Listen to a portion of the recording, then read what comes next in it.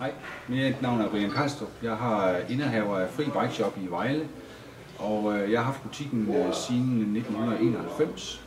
Og vi har i dag rådighed over 600 kvadratmeter butik til cykler og reparation.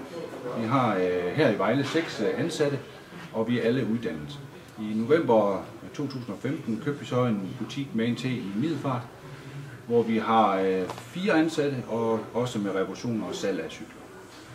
Vi gør også rigtig meget i rådgivning, og især omkring e-bikes, elcykler, fordi det marked det vokser meget. Her står vi så med en e-bike, eller en elcykel, som vi siger i Danmark. Det er en cykel med en lille motor på her foran, og den har et relativt stort batteri her bagpå.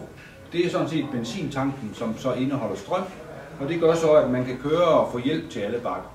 Når man kører på sådan en cykel her, så er der aldrig modvind, og bakkerne er altid flade. Den er især god til det område, vi bor i, hvor vi har rigtig mange bakker, og den bliver også brugt meget til, at folk kører på arbejde, så de ikke kommer svedigt frem.